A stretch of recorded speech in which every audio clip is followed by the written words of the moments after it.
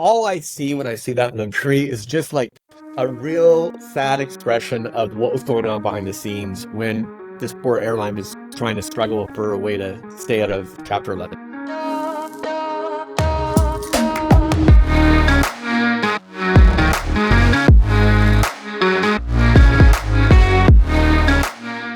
This is the Time on Wing podcast. Welcome back. I'm Courtney Miller with Visual Approach Analytics. With me, as always, Gueric of Collateral Verifications. Hello. Gueric, who are we talking to today? Today we are talking to Edmond Huot. Edmond, it's going to be a little bit different today just because he's coming from the airline branding side of the business, which is kind of cool. It's always interesting to hear how people think about these things and how they do it, so that'll be fun. But so Edmond is currently partner and chief creative officer at Forward Media, and he was involved in several campaigns with Island Air. He's also done some stuff with Tailwind Air, and most recently some stuff for Northern Pacific. Prior to that, he was partner and chief creative officer at the CHR Group, and he was also partner and executive creative director at Clark Huot, and he is a graduate from University of Manitoba. So I think it'll be kind of cool to hear his side of what he does, and it's definitely different, which will be fun. So Edmond, this is your time on wing. Just a quick intermission before we continue with the show. We do get a lot of questions about how our listeners can support the show, and frankly, the easiest way is to continue the spirit of the show, which is just to reach out to us at conferences. But we also run businesses as well, and you can support us by supporting a lot of the work that we do. You can support the work that I do through Visual Approach by visiting visualapproach.io, where we produce a lot of research and analysis, a lot of data visualizations. From my side, obviously, I focus more on metals, so anything that's aircraft related, if you're looking for valuations, whether it's on aircraft engines, I'm happy to help with any of those types of projects. So we appreciate certainly the opportunities to work with all of you. And we certainly also appreciate just the fact that people are willing to listen to what we have to say and enjoy kind of our thoughts and takes on what we think is a fascinating industry. So thank you. Okay, back to the show.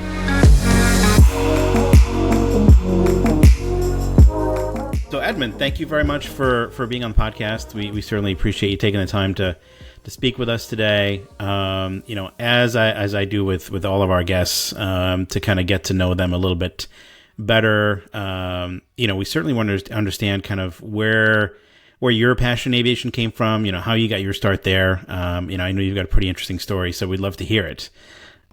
Sure. Well, thanks for having me. And I think the sort of the genesis of my love for all things airplane started when I was growing up on a farm in Canada.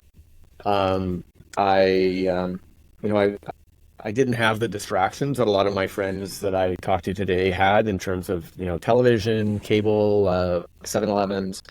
So I really had to figure out ways to occupy my time, and I started to draw. I became fascinated with drawing, and I also became sort of interested in model airplanes. And I would literally build these model airplanes like a DC-10 or airlines or a TWA. I'd build them, and then I would take them outside, and I would literally, with my hand, I would sort of fly them, but I would squint, and I was already, at a young age, sort of framing what I was seeing through the lens of a movie, and I was imagining the plane doing these, things going on in the plane. I was literally coming up with dialogue of people in the plane, again, just pure imagination and total stream of consciousness, and it went for hours, and I wandered the field. So I was a strange kid, perhaps. But welcome to the club. I know, right? Yeah. Sort of identify, but that was really sort of for me a lot of. I spent a lot of time doing that, and then I would always crash the plane. I would always end up at some point when I was it was. So I had this disaster fascination, which maybe as a kid that's kind of on par for the course. I don't know, but I would literally, in the winter especially, I'd break the plane out as if from an aerial shot, it looked like the plane had skidded and broken into pieces, and then I would light it on fire. Of course, there it is. I was waiting for it. Funny, he's out there doing this again. It's like I had some issues, but it was all part of this like other world, and so that was for me kind of the basis for interestingly a love affair with all things airliner that has continued to this very day. I don't build model airplanes and I don't light them on fire anymore, but I do look back at that time very fondly, and I do see the correlation between just unabandoned free thought and imagination with something that I think clients really key into when they hear me talk about their project, their airline. There's something that av geeks relate to in terms of like loving airplanes, and whether you're the CEO of an airline or you're somebody who's a mechanic or you're, I don't know, anyone who loves airplanes identifies with that feeling. So that's very true. I know the vast majority of our guests describe something very similar, but really what you're talking about here is almost kind of free range imagination. yes, yeah, sort of literally and figuratively free range. Absolutely, Literally, yeah, literally and figuratively. Well, and it was interesting that like in my world today, I'm thinking through the lens of storytelling, and I'm always bringing a client's challenge from a marketing perspective through that lens of like, how does it live and breathe?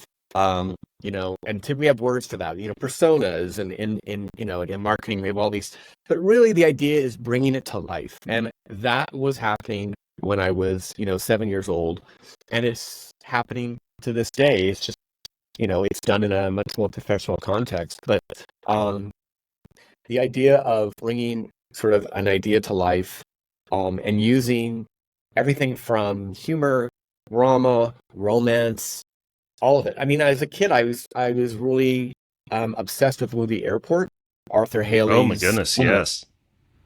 And it really, I think that was probably the one movie that really spearheaded all that I loved, which was including sort of the cultural aspects of travel. So, social aspects, the ceremony of flying, the drama, the glamour. So I remember as a kid really sort of keen into all of that. It wasn't just about the airplane itself. It was all about what was going on inside. It was like this microcosm.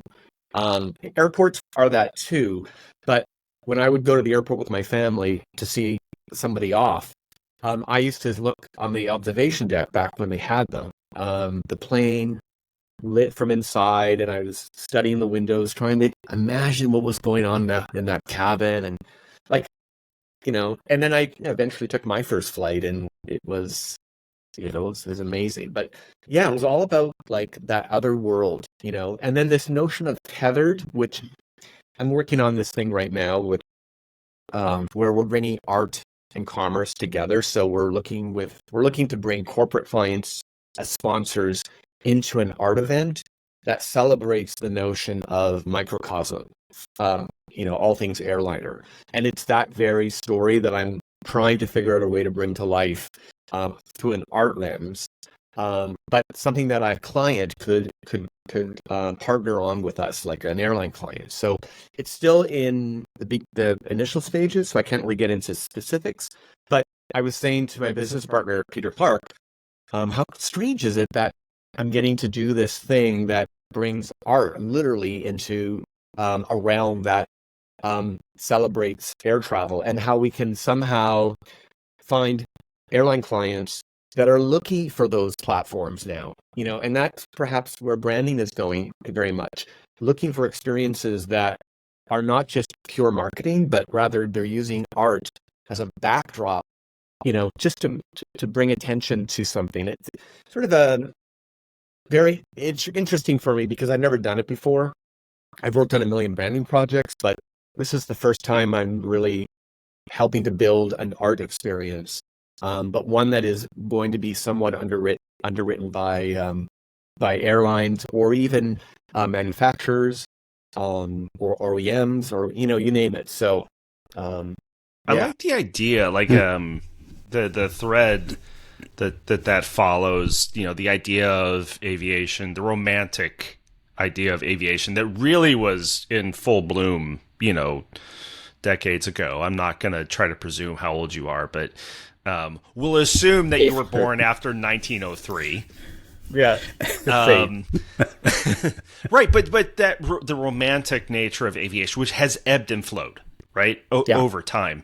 And here you're talking about your inspiration coming from that kind of the romantic period, and I think it's very easy to assume that it was more kind of romantic than it is today. But how do you kind of see that ebb and flow of,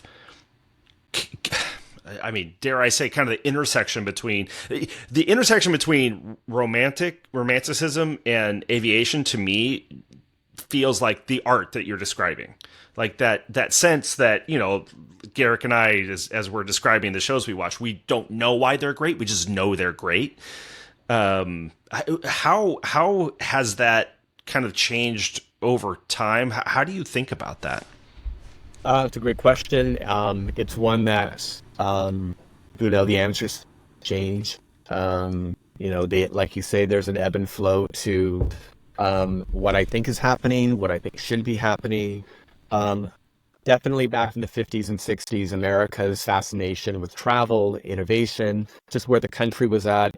I mean, it was everything. And then, of course, over time, it has been democratized through deregulation, innovation, and in ways it's great, and more people can travel at a lower cost.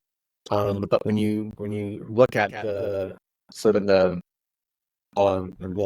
romance side of it, it's lacking that right now because and there's lots of reasons for it, of course. I think one of the problems is that because it's so deregulated, it's driven everything to the bottom line. And the people that lose at the end of the day are really the passengers. I mean, the experience is just not what it used to be, unless you're the 1% who fly, in a premium product, first for business. But for the most part, other people are just, they're being nickeled and dimed, and we know all about that. But so although the airline industry has allowed more people to travel to more places more often and all those things, I'm always looking for ways to bring humanity back into that experience. And our clients, to some degree, are asking for that. Although often our clients are asking for, as an operator, they're like,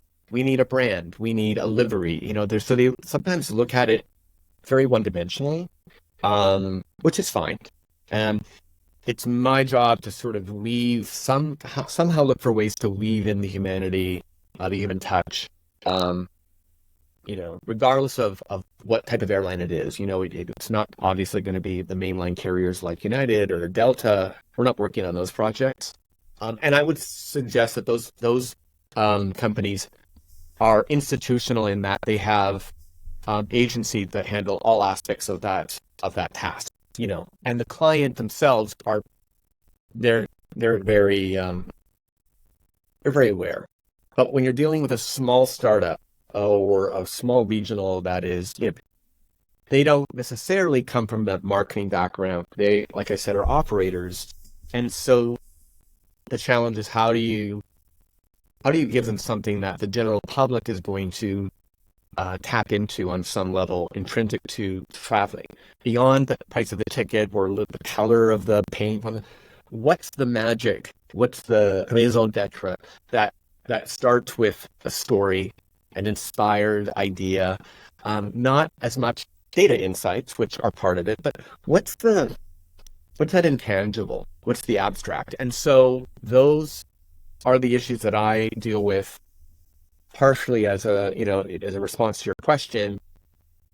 The more I can imagine greatness for the traveler and for the airline in ways that humans can respond to, that is not just the price of the ticket, I think the stronger the brand and the more we're helping to remind people that there's something better. So, for example, we did a project for an airline startup called Northern Pacific.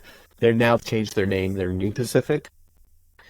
And that was exactly that. It was a clean slate. It was like, hey, we need a name, a brand, everything. It was a sort of a dream project for me. And the CEO, who I've worked with in the past, gave me a lot of autonomy. So, you know, kudos to Rob McKinney for Mhm. all of what he allowed you to do, which again, in my world, rare. Often you're constrained and it's a bit of a, you know, a gauntlet. But I really went to work and tried to kind of dig deep and sort of get to the essence of why people were wanting to travel from Asia to Alaska. What did Alaska mean to travelers who were foreign? What did Alaska mean to people that were indigenous to the state? Um, what were the visual cues? What were some of the language that elevated what should have just been a pointing to be tripped, but rather now became this sort of modern, sort of pioneer experience that involved luxury and wilderness and technology. So that's, I think, for me, a big part of this is just infusing sort of the human element on top of, you know, the stated product and rallying the stakeholders that I work with, educating them, moving them along so that they too can appreciate what's happening, that goes beyond just the work itself, but why it matters. And I think, you know, that's what people are looking for. You know, they're looking for small reminders that the human experience just still matters. And you see it in product design. You see it in how airports are planning their spaces, and they're trying. So it's not that it's been forgotten, but I think what people tend to always see is the stuff that, you know, is more bottom line. So, you know, it's an ongoing challenge. When you look at kind of some of the clients that you've worked with, um, how much of what you do is driven by the personalities behind the airline? And, you know, because I'm sure that plays a role in terms of what you're in the end able to do, right? I mean, if you're given free reign, that's one thing, but there's still probably something there where the personalities kind of get in the way of somebody's looking at the airline. They have this vision in their head, and how do you shape that vision to get something right ultimately? Very quickly, we figure out who the decision makers are and who are not. Not everybody on the table is making a decision. So something that you need to really understand, you know, at the onset is whose opinions matter the most. Obviously, everyone has their own, you know, it's a team effort, but there are people often in airlines where it's a startup. Some of these are funded by, like one project in particular was funded by a billionaire. He's calling the shots. It's his project. And that's not a bad thing, but you really got to understand where they're coming from. And so what I try to do, um, I almost force it, which is I insist on having a one-on-one where I ask really probing questions. So I think of myself as like a Barbara Walters or an Anderson Cooper. Like I really think through the lens of like an editorial business deep dive on the airline, on the marketplace, on that person that I'm speaking to. And I really am looking for nuggets of truth that reflect who they are and why they are. I mean, I don't want to get too airy-fairy about this, but I do need to understand where their hot points lie. Yeah. And in some cases, it's a great thing because they may not have fully expressed themselves the way that they might respond to a question that I asked, where it's just that person myself talking. So that privacy allows us safety to kind of get into it.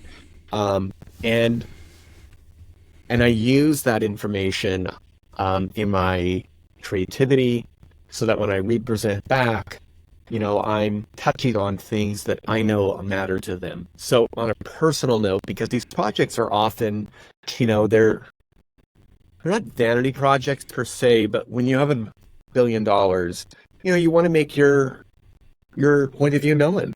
And all that's a personal thing. And so it's really important to understand the individual, and understand where they're coming from. So yeah, that's super important. And then of course it gets much more professional, like then we do aviation and all these things, but getting inside the mind of the person who is leading that charge, or it's working with private equity. That's another one that we often work with private equity. They are brought in. They typically appreciate branding because they see how branding can move the needle in multiples in terms of value. So they get it. Sometimes we're happy when they're involved because the CEO of the airline may not fully respect brand because they have an operator's mentality. So they respect the price of gas, the price of fuel, and regulatory, and these are. But so sometimes private equity is an important mix in the decision-making factor, and sometimes they can translate some of my thoughts and points to the client that I can't. Like, oh, well, he's the creator. He's gonna, of course, he wants that. But then to have someone on the PE side say, "No, John, you need to do this, and here's why." And they use more of a financial context. So I definitely listen to them and get close to those individuals as well. And sometimes I'm also talking to people on the ground who work at the facilities because they have very practical information that sometimes legitimizes what sometimes a client thinks is just going to be very, very creative. And then I cite a very practical consideration that's been brought to me by somebody who's worked on the tarmac, and they see something all the time. So I try also to get very much in front of different people. And I go off on my own and I try to do a little bit of reconnaissance, and I take notes. And then I guard that information as I bring it into more of a presentation. But those nuggets, as I refer to them, are crucial, and they definitely reflect the sensibility of the client in terms of what matters to them at the end of the day. So, did I read correctly in your brief that you did work on the Island Air brand? Yes. Can you tell that story? Yes. I was in New York. We had offices in Canada, in Winnipeg. We had a small office in New York at the time. We had done a project for an airport branding assignment in Winnipeg, and our client at that time had then moved to another company, and he was working with aircraft leasing company that was working with Island Air. Backstory was that Larry Ellison was about to buy an island, so he bought the island of Lanzarote. And of course, when you buy an island, you need an airline, of course. So there's this.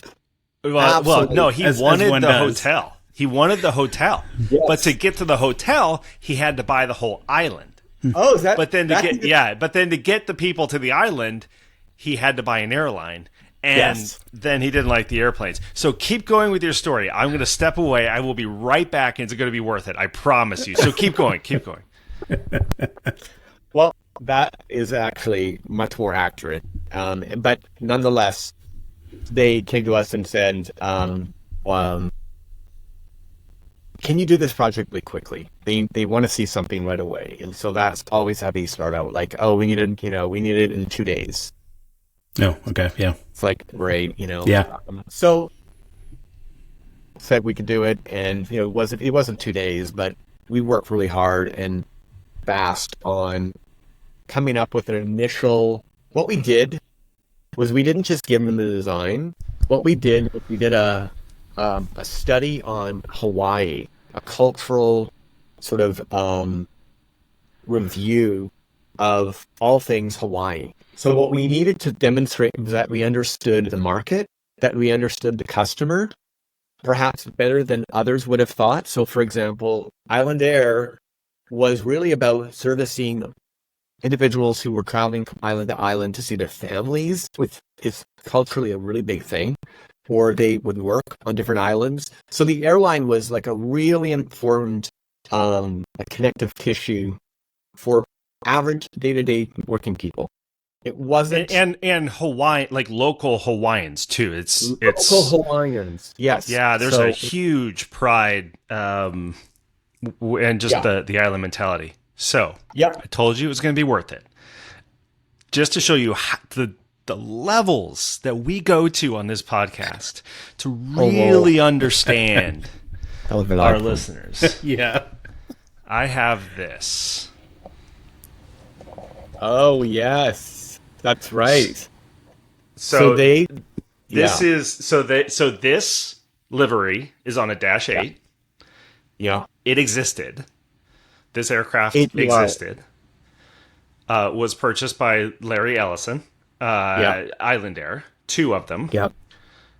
He, and you may have been involved in this. He handpicked, or we were told, the leather that was used in the seats and the different colors of the leather and all that. But this actually exists, and it's dusty. Yeah. So, It's good, isn't it? Yeah, it's very yeah, good. This is the livery, right? I got yours, Well, right? this is version 2.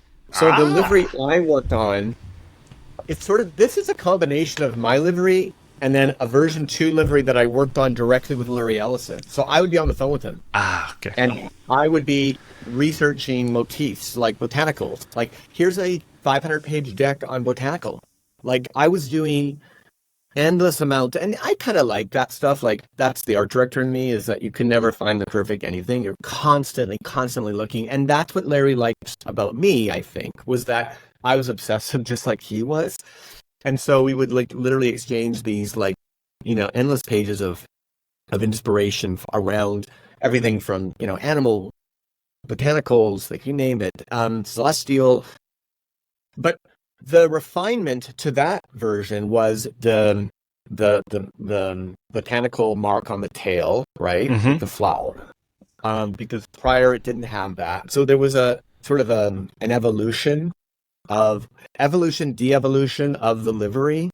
And it was a difficult process, I'll admit, because we were in New York. Larry is, all over the place. His people, obviously, is part of it. So I just remember it wasn't sort of like, can we just sit in a room and figure this out? It was a lot of protracted, disjointed meetings and stop, go, hold on. There's a lot of that. I actually like the softer approach they went with in terms of the bird. Like, I really like that. That's right. It's the bird was actually painted on it. You're absolutely right. The bird came later, and it's something that we talked about. The serif type, I'm not as big a fan on serif type for. Don't like the little feet. I get it. Yeah, just Mark that from a down. readability I'm with you. perspective, I don't know. I mean, Pan Am did it. I mean, it's not like airlines haven't done it. So I'm not engaged, I guess, fundamentally using serif, but it wasn't necessarily where I was going. But the project we worked on was intense because before Larry got involved with me, we were just working with previous owners to get the airline to look shiny and new and modern and exciting. And then Larry came in and he changed it again. It's kind of the basics of it.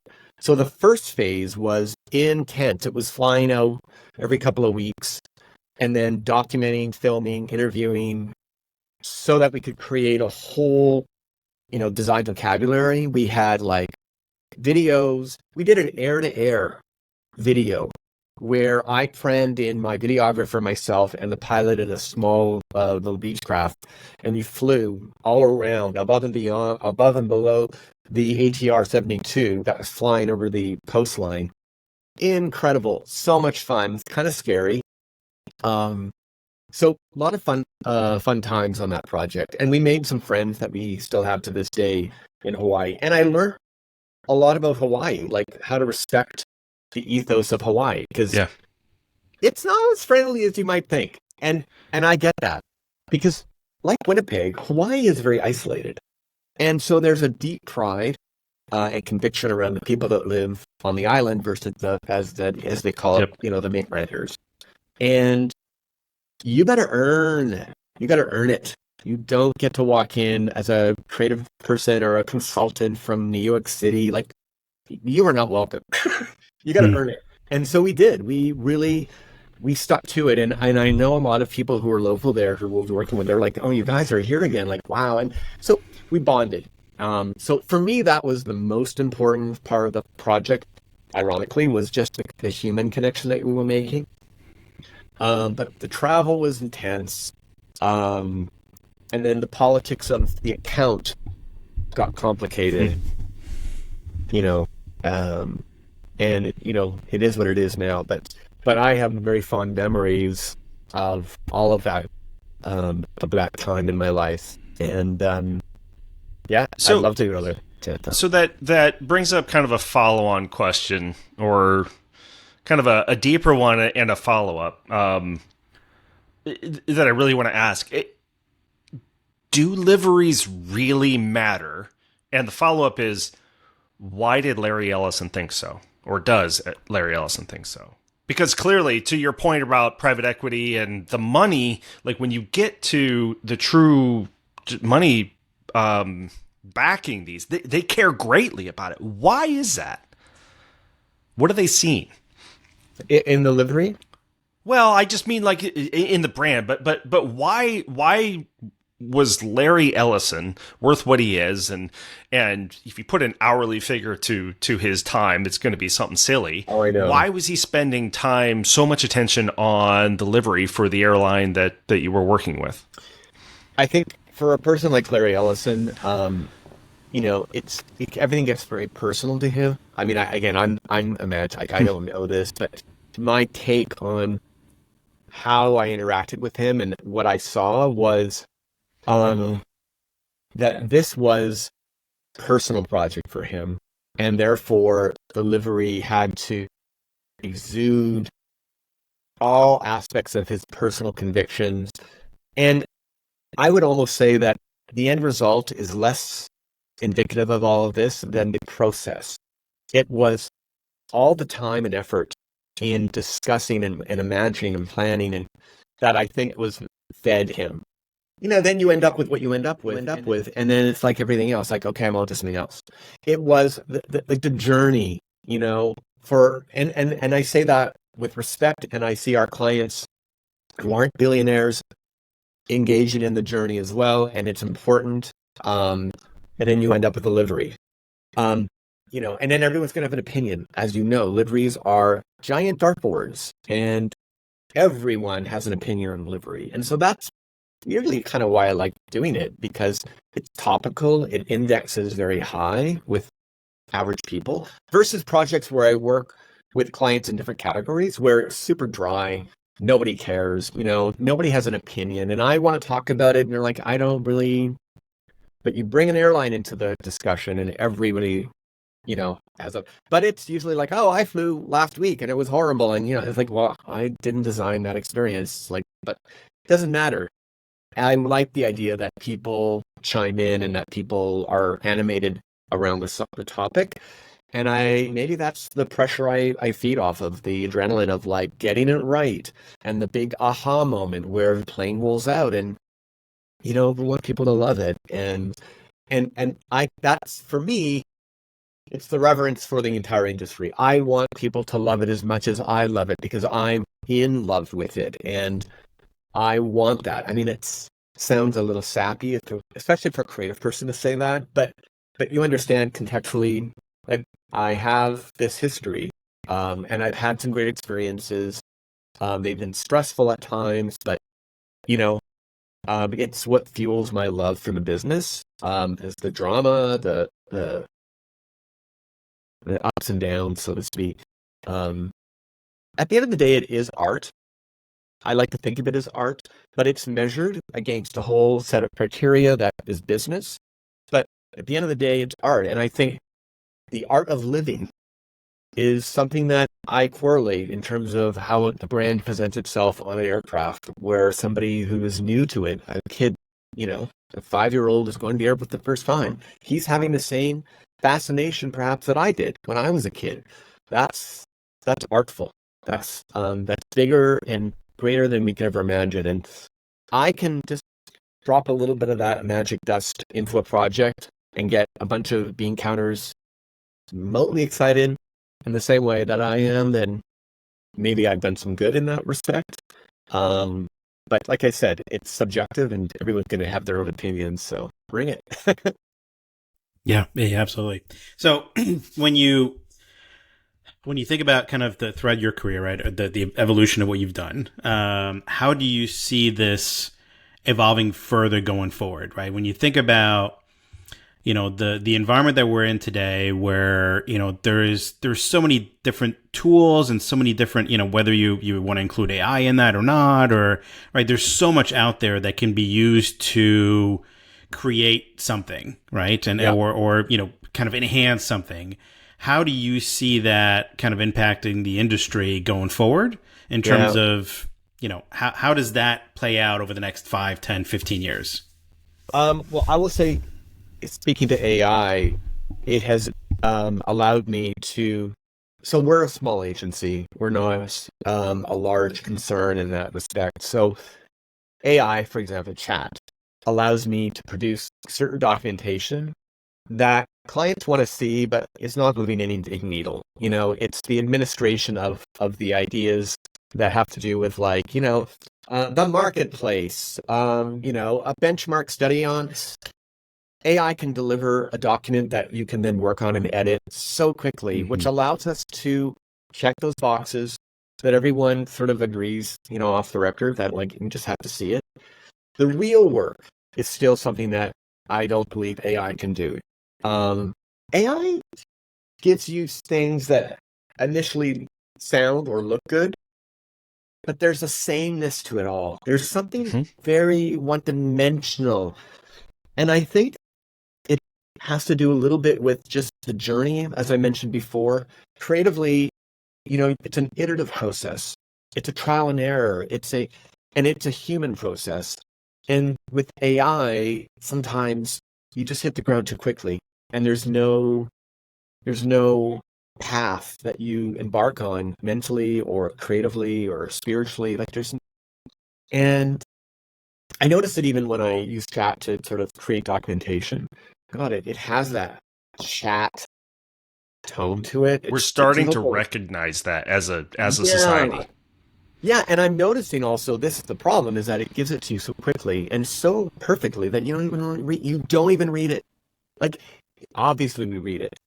But I said to Peter, I'm like, God, I have to really work at reading it because I got it so quickly that I somehow don't feel like the need to read it. Like, I do read it. Again, I'm not saying I don't read it, but I think that's just the immediacy of it all. And Yeah. so, I mean, this is just all of what I'm not a big fan of. So I think, technology is speeding things up in some ways that I don't think should be sped up. And it's for me to figure out ways to steward this journey with our clients in a way that I slow it down a little, not for the sake of slowing it down per se, but just so that we can marinate over some thoughts. We can exchange ideas, and that can be accretive to what you end up with, as opposed to the AI solution, which, oh my God, that's one sort of world. Another world of change that we're very interested in is in where air travel is going. So obviously, long haul, short haul, we're seeing more and more an interest with some of our clients to explore eVTOL and different modes of transportation that allow people within dense areas to travel sub-regionally.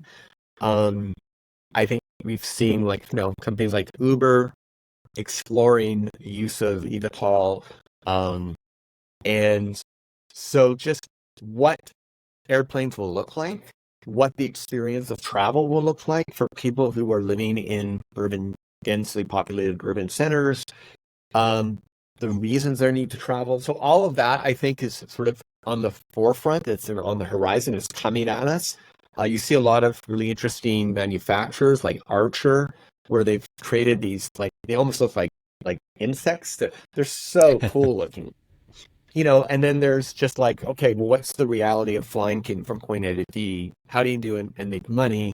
What's the regulatory environment look like? How do you get a plane like the ones that Archer is designing? How do you actually get them on routes and make it profitable. So there's a whole sort of commerce discussion. But this is something that I find myself talking with clients about. And I think it's interesting and it's new.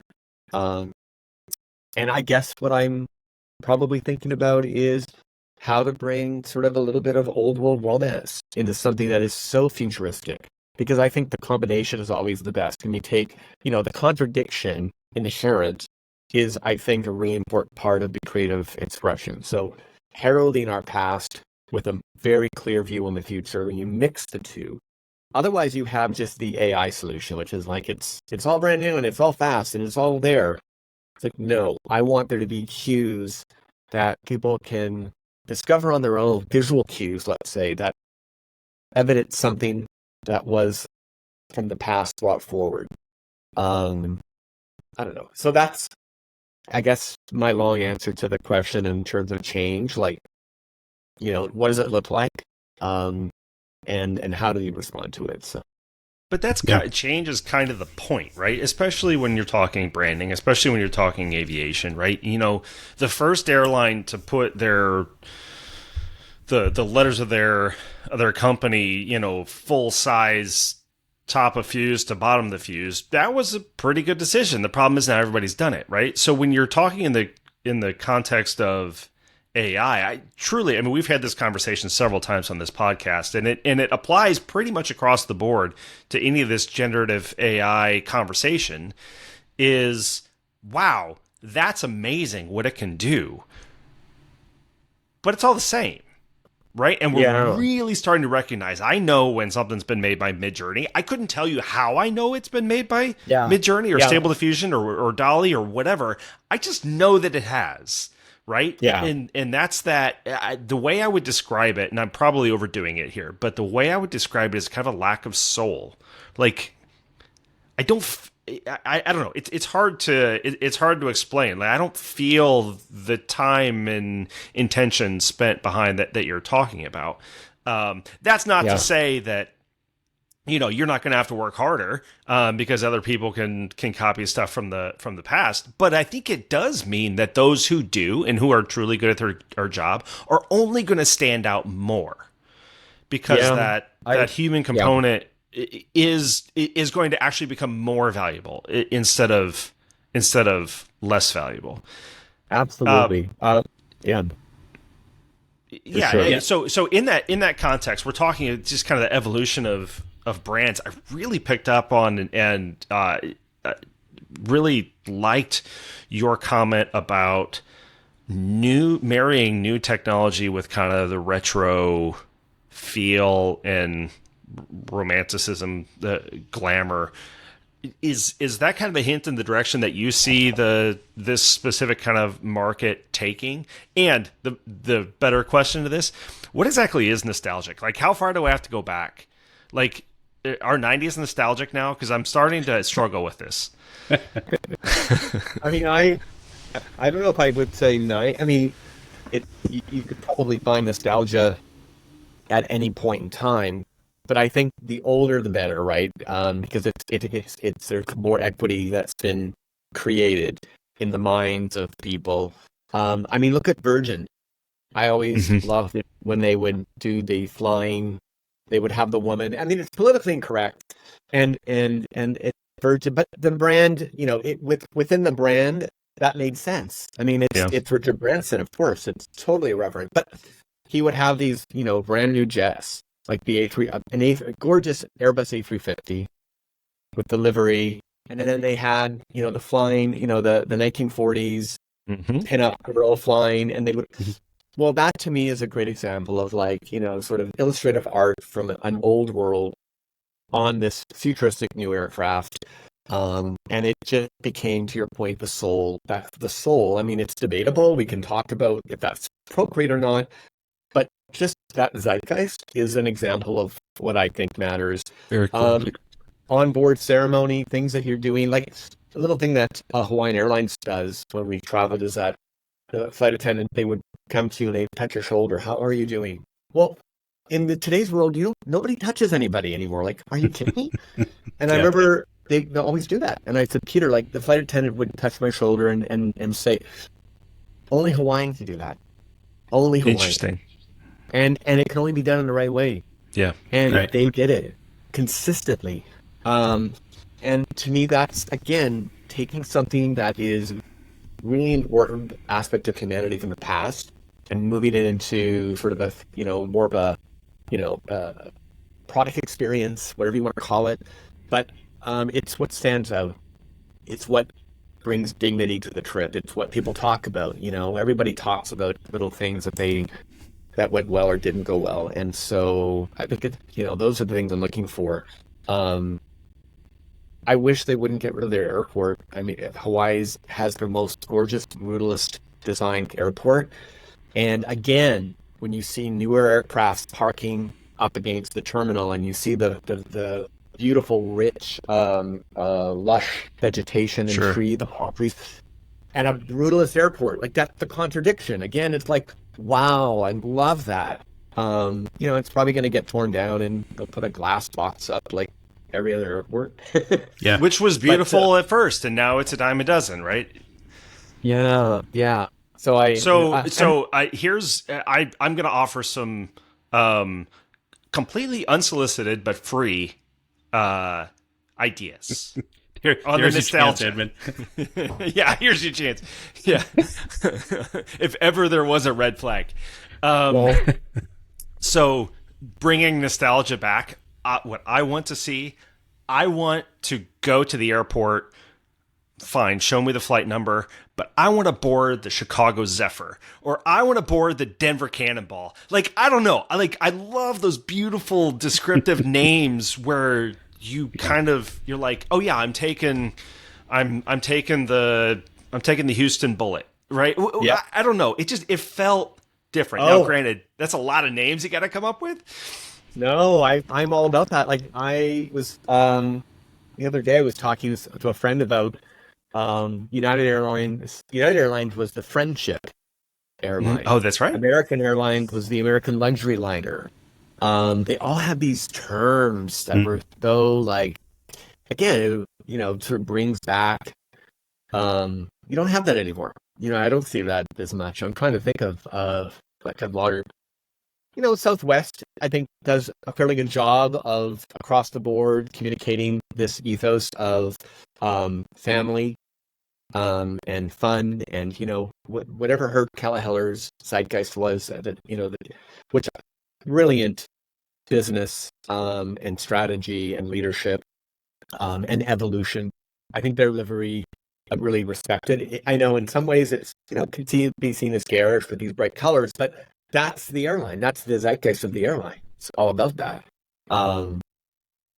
Anyways, yeah, no, but in terms of like nomenclature, language, you don't see that anymore. Yeah.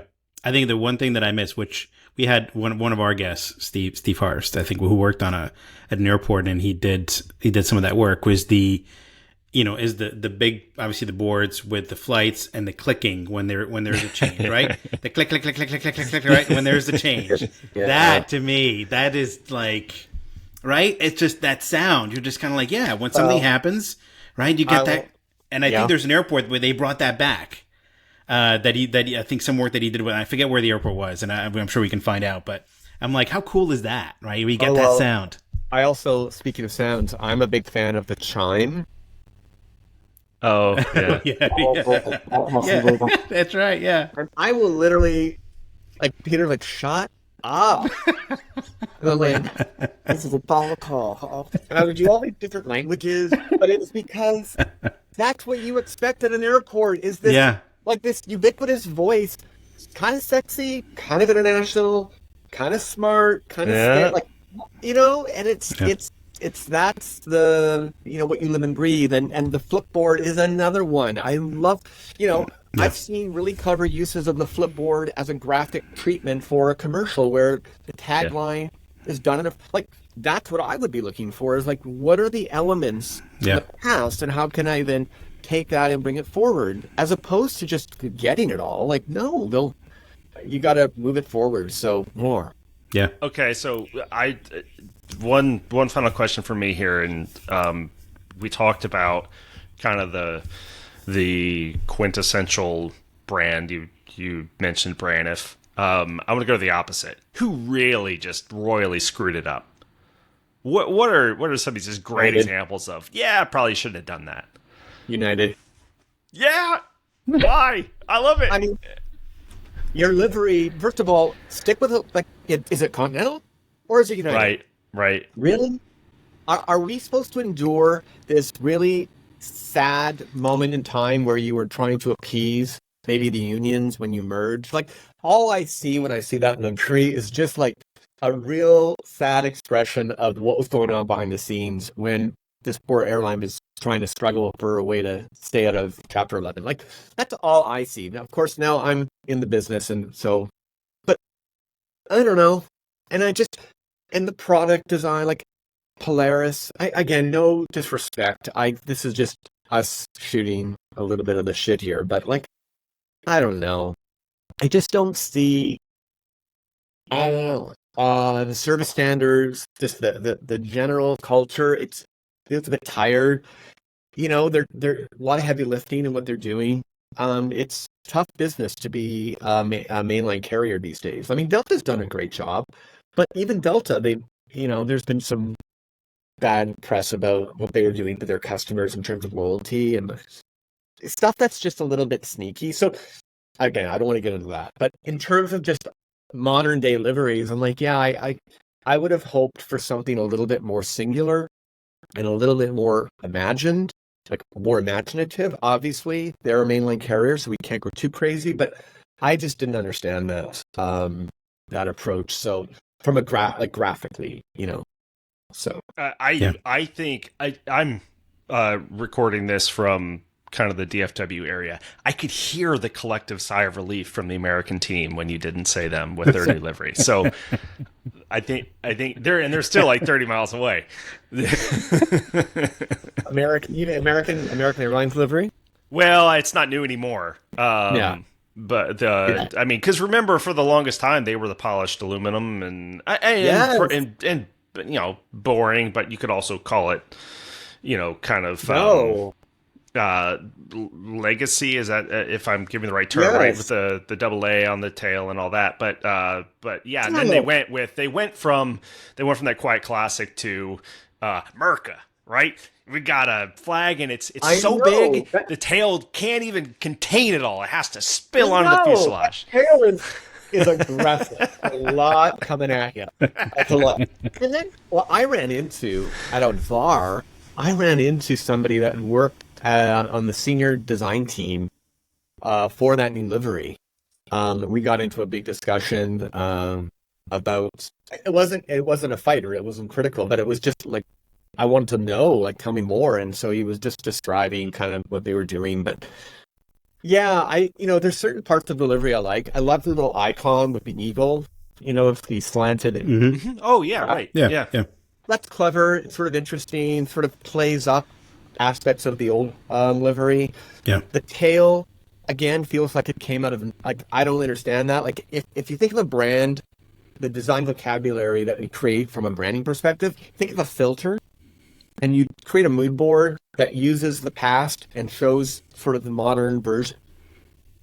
I don't understand that motif, how it goes through the filter of the American Airlines brand. Like, it seems a little bit inconcurrent, a little bit. Is that the word? Like, it doesn't seem to sort of sit comfortably with all the other elements that make up the livery.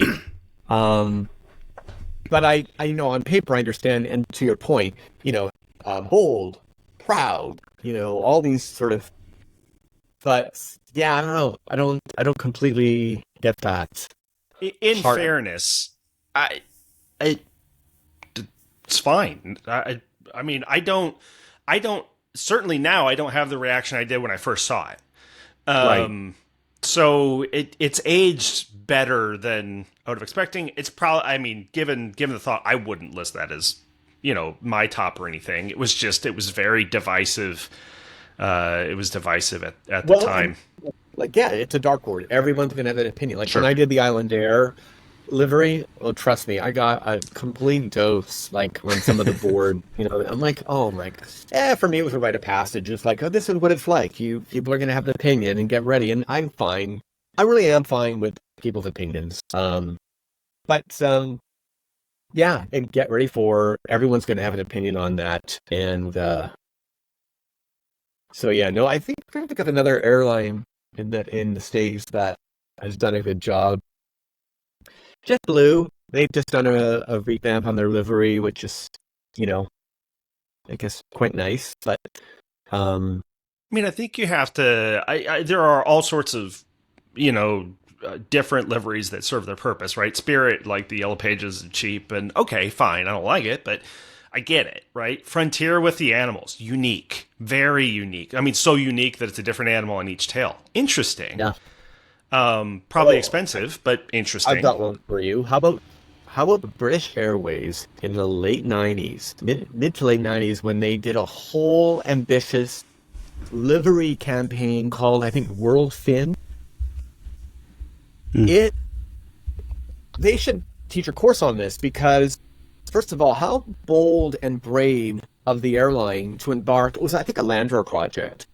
Land Rover being one of the top livery design branding companies in the world. They work on big, and they came up with this strategy where all the tails would be different motifs in different countries. Super ambitious. People didn't get it. It went way too far for the general public to fully understand and appreciate. And you lose your brand. Yeah, and it did, and that's what became sort of this controversy.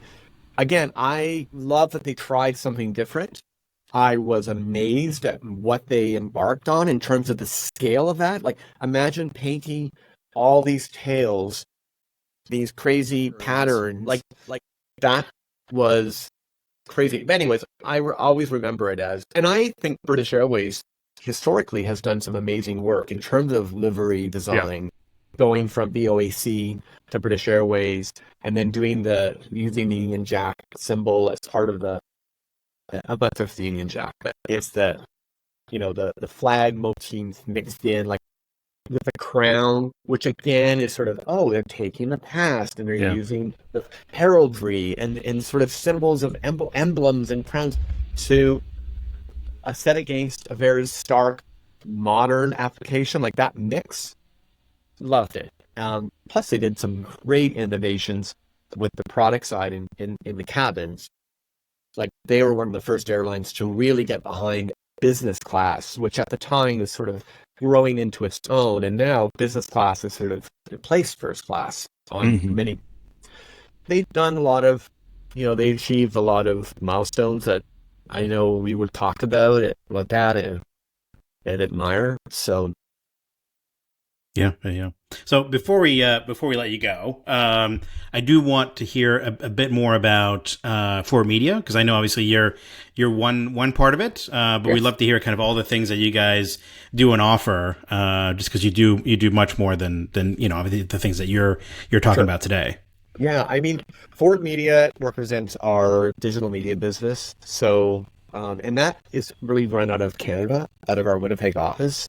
Okay. And I don't get too close to that business. Occasionally, I'll be called in as it relates to an assignment, but that is really what's driven by, the media side. Then we have Forward Studio, which is really an amalgamation of PR and brand design. And those two kind of sit comfortably together, and often one feeds the other work. So Peter heads up our PR practice, and I support any of those initiatives from a creative perspective.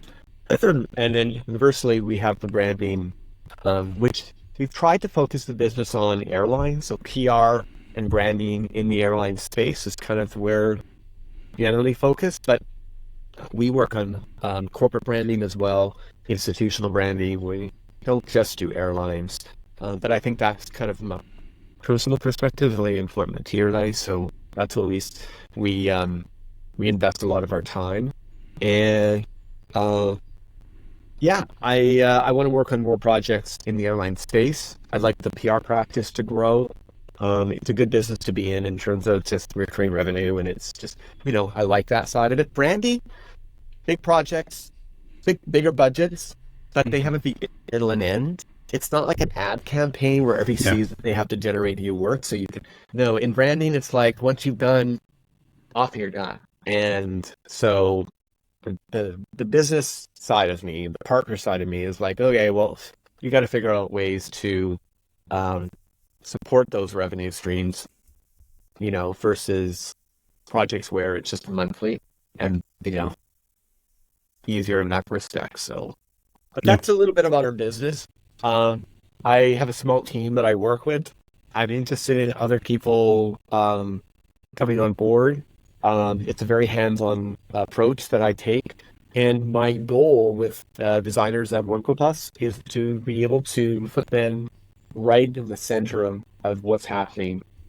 As a difference between working for a big agency where you're not really necessarily upfront and personal.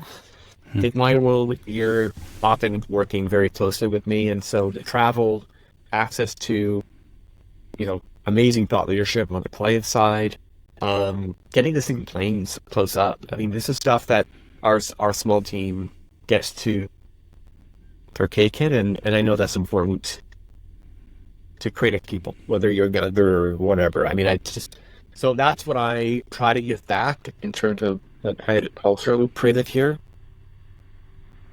But, have our moments up and down. It's just like everything else. Absolutely. Just like everything else. Yeah.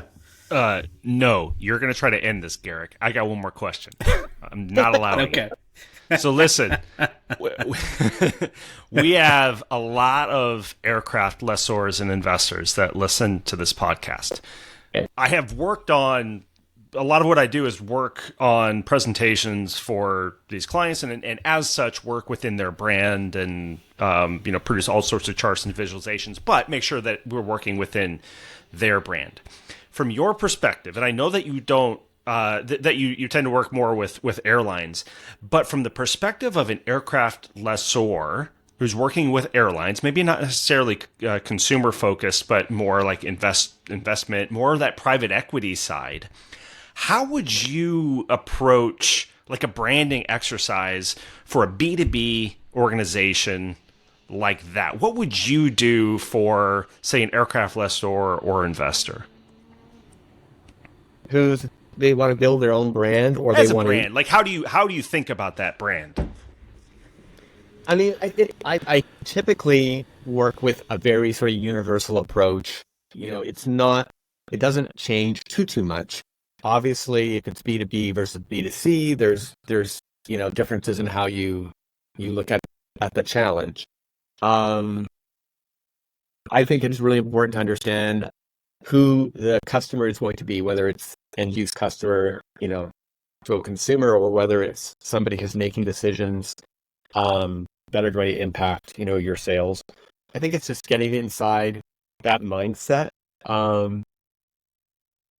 And to understand, what the journey looks like, is another part of it. So just, again, B2C, we're thinking through the lens of like, having heard of the airline? If not, what touch points do you come into contact with to move you down that path of making a decision so that you're then going to fly in? But B2B, perhaps a slightly different path. And I think just understanding the customer is important. And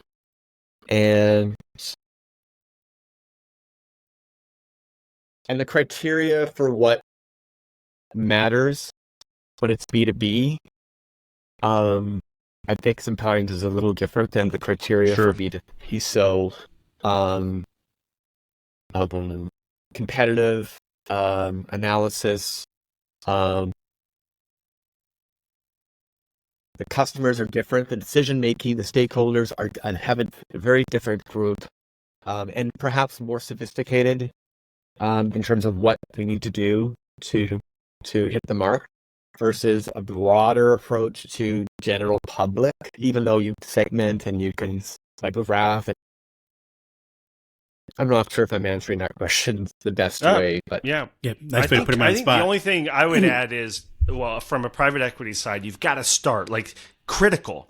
You have to start with a list of colors and a list of geographic features and mash those two together. And then you've got yourself a name. So oak tree or black stone or black rock. What am I missing, Gueric? There's Castle Lake. There's all sorts, right? Yeah. Like you just gotta. Yeah. We've worked, like, I've done quite a bit of work with private equity companies in developing their brands. I worked with very, very, this is years ago, but there was a financial investment company called Asante based out of Winnipeg, and Martin Weinberg was sort of the genius behind it all, and he's the one who turned it into a very, very successful offering. Anyways, I worked directly with him on developing names for various, like he and I worked together on developing a name called Pavilion. I came up with the name Pavilion, which was their high net worth customer. And so I had to figure out a name that denotes this idea of coming together. And then Marty had this really smart idea, which I still to this day look back. His whole zeitgeist was, it's a mix of art and science. So value investing, which is very science, and then the art of people and the art of possible. So he gave me that brief. And he's like, I want you to explore that. And I'm like, yeah, like that was so. So we did some amazing work together. And he, although he's in finance, was incredibly eagle-eyed and had a memory. So if I'd show him, and he had a real thing for design. It was personal to him. So he was always involved with any of the design decisions I was making. Whereas most clients, they approve the final, but they don't really, I would come to his office and look at colors together. It was sort of odd, but strangely amazing. He would remember a very specific Pantone, uncoded or coded. He had so you couldn't get anything past him. Like he remember exactly what we talked about. And so I had I gained a lot of respect for clients working in that space because I saw them initially very differently, like finance. No, he was incredibly artistic and artful in his own ways. And he had very big, deep ideas about the business that was not even about the business. It was about the zeitgeist of it all. Sure. And so we did some great work together, stuff that I look back on today, and I'm like, oh, I'm so proud of that. And I give credit to clients who give me the space to do it, who come to the table with a level of thinking that is exceptional. And I'm not kissing ass you. I mean, he really did impress me with just, I didn't realize I kind of have that kind of very cool idea. Yeah, so, one more, Gueric. No, wait, no, hold on. I get to say something there too. No, because you would think for, let's say, if you're looking at whether it's the investing space or the leasing space, right? I think there is a trend now where it's, there's some ESG focus there, right? So it's kind of like you got to try to make it like we're environmentally friendly, right? Where there's a lot of different things that are going on in the current environment where you have to be politically correct, and so there's a lot of that I think that gets pushed out into the branding and into. But if you look at like an aircraft lessor, for example, you're here. You've got you're investing in assets, but at the end of the day, you're investing in assets that are being utilized by global clients, and the level of knowledge and skill that you need to have to do that well involves not only your knowledge of the airlines, the knowledge of like the political environment, the asset types, the tech. I mean, there's so many different facets that as a branding exercise for if somebody was kind of taking that going, we want to differentiate ourselves and kind of make our clients understand that we know we do this really well and this is why.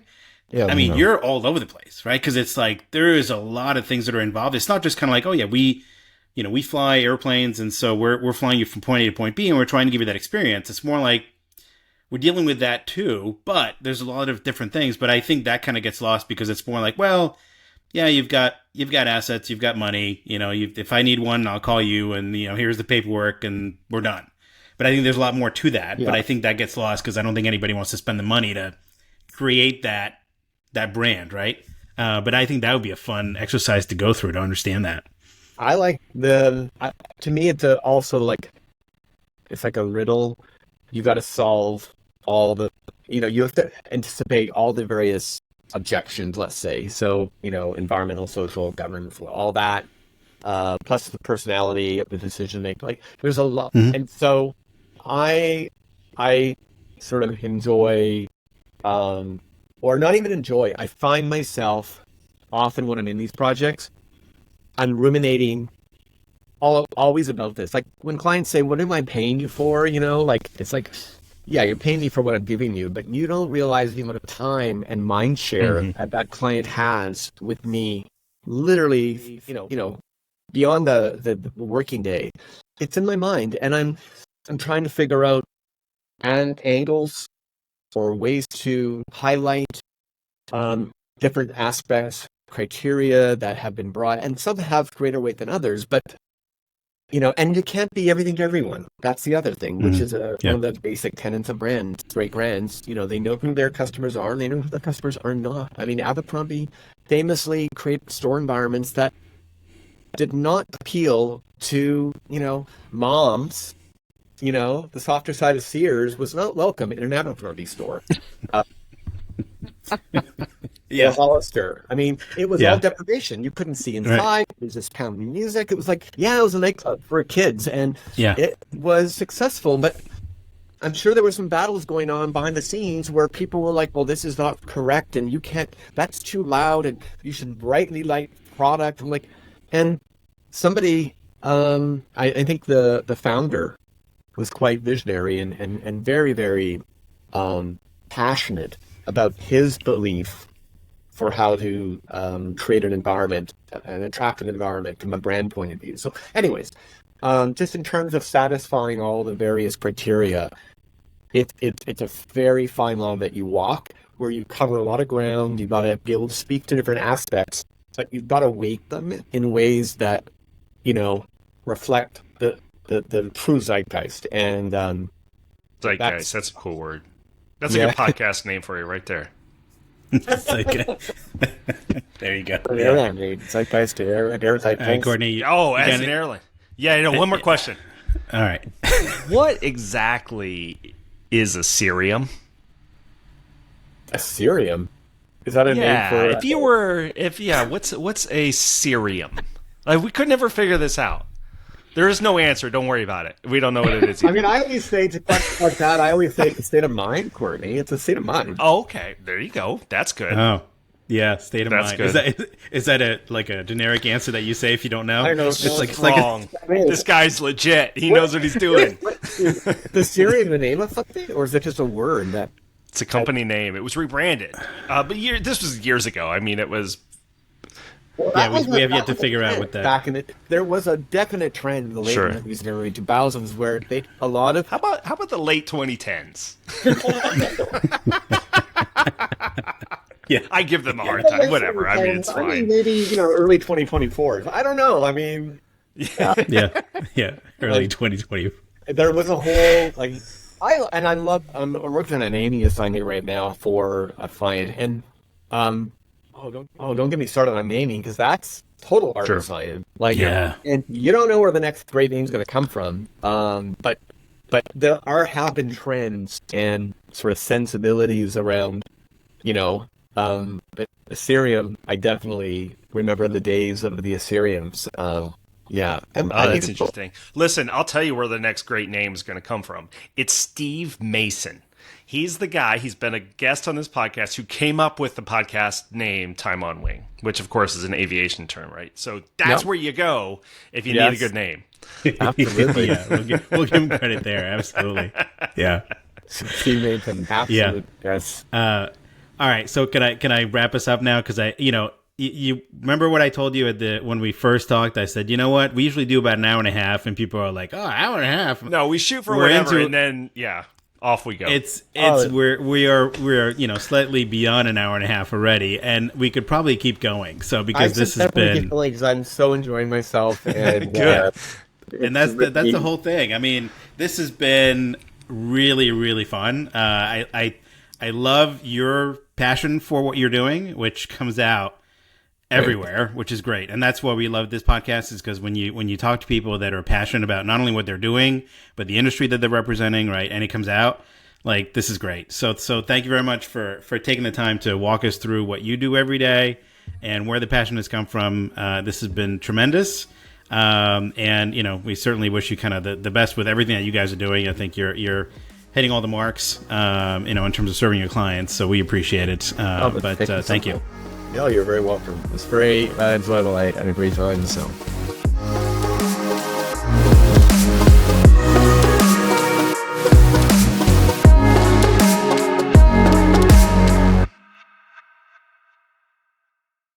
So I have a question for you. Yep. Who is Gueric de Chavannes? That is a long, complex question. Are you ready? Yeah. Let's do it. Okay. It was scary for different reasons. That sums me up, right? That was scary for different reasons. Yet another, I think he's not in the Canadian. And I'm trying to think, we have a lot of Canadians on, if you think about it. I know. What's up with that? You can't avoid them. They're everywhere. They're like cockroaches. Yeah, apparently so. But, I mean, not a bad thing. But just, all of a sudden... Maple glazed cockroaches. Maple glazed cockroaches.